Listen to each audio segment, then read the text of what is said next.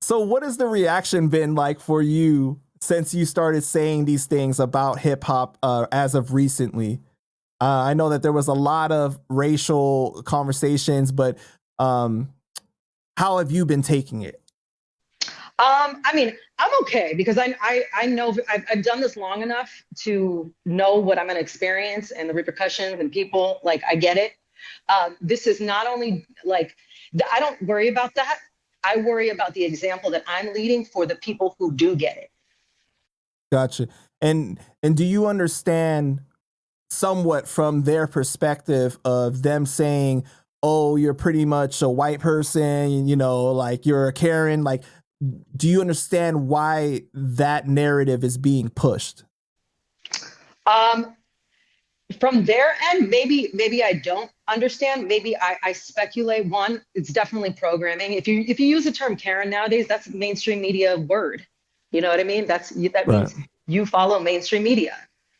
And it has nothing to do with culture. But they again, I don't want to say get too much into it because then I'll be bashed. But like we need a whole like roundtable discussion with people to really get down to the bottom of all of this. You know, because I know you don't want to go too deep, but at the same time, it's like it's really interesting because especially if you grow up in New York, a lot of people view Latinos and blacks almost as the same. Like there's a lot of love there, right? Yeah. And so when you said what you said about how you're tired about the racism coming from blacks towards Latinos, I think that a lot of people were bothered by that. Is that something that you experience like Well, one, I frequently?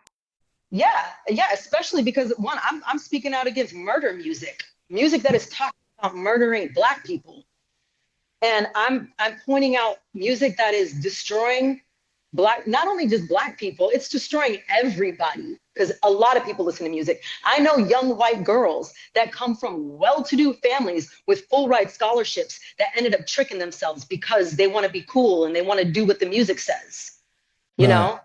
So it's destroying a lot of people. But I lost my train of thought. What was the question again?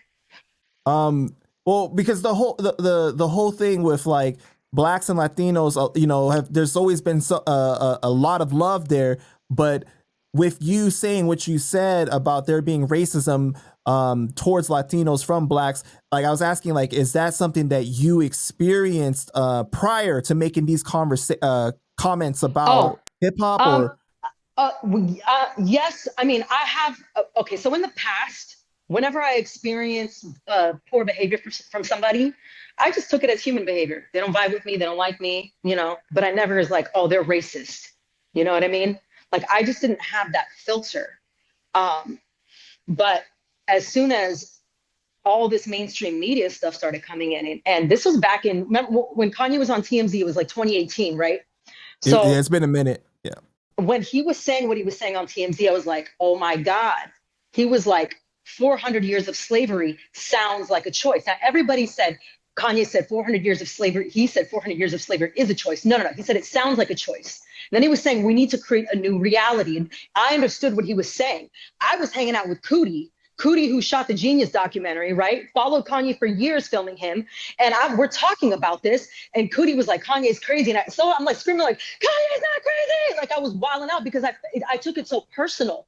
And I told Cootie right there, I said, this country is about to turn black supremacist with the temperature. I can feel it. And since then, sure enough, we're here. And do we not know that Black Lives Matter was funded by a Hungarian billionaire, George Soros? What made you feel like it was going to turn black supremacist? Like what made you because say? because because of the things that they were saying on mainstream media.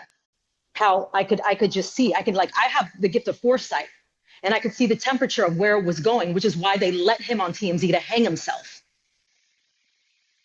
So with you saying that, are you saying that now black people are being favored in mainstream media, or what are you saying exactly? They are, but it's like you're fattening up the calf for the kill, you know. And I'll tell you this: even white people, the American dream that they were sold back in the 40s and 50s, they are oppressed by the system as well. And what people in the hood don't realize is that people in the suburbs are just at maybe even more depressed, dealing with bigger expenses, more bills. It's still in the same fucked up headspace, but they're thinking, oh, they have this, they have a house, they got this, they're no, it's not like that. I know families, white families, Christian Quaker families, where there was incest going on, because my family's helped, countless families all over the world, where there was incest going on, where the dad was having sex with the daughter while the brother was watching. So like I can tell you all kinds of stories. So the hood, whether you grew up in the hood, whether you grew up in a wealthy family, both are still fucked up. So everybody is under this oppressive government. So you're saying that no matter what class you grew up, there's going to be issues, there's going to be problems, and we're all being fucked over in some facet, basically. Mm-hmm. Okay, but when you say something like the black supremacy and blacks are being favored in the media now, that is going to really strike a chord with a lot of people that feel I'm in the hood, I'm being fucked over, I'm not being favored, the police corruption and nobody's coming to help us. There's a lot of different layers to it. So I don't know, you just it's kind of hard for people to accept. Okay,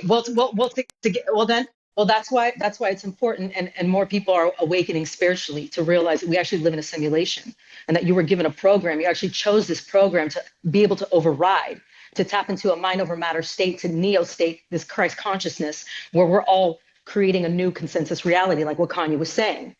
And so you're not where you were born, the poverty state or the rich state that you were born in is like that's irrelevant. It's now time to get out of that, to now tap into your highest potential so that we can bring heaven on earth. And this is why I'm teaching people about money manifestation right now, and even telling certain artists, like, what are you doing this for? Are you doing this to get to the money? Well, this is actually preventing you from the money. So if you want to learn how to get to the money, just get to the money. And then we can go and make great music, wholesome music, good music that you're not popping out so often because you're trying to hustle. It's now this hustle mentality. Like they're pumping out like 3 albums a year, these independent artists. It's like, come on, man, sit and marinate. The best art is made when you let it marinate. Do you think that people will interpret your words as being insensitive to their situation? Possibly. Everybody's going to interpret it in whatever way wherever they're at. And I get that. I understand that.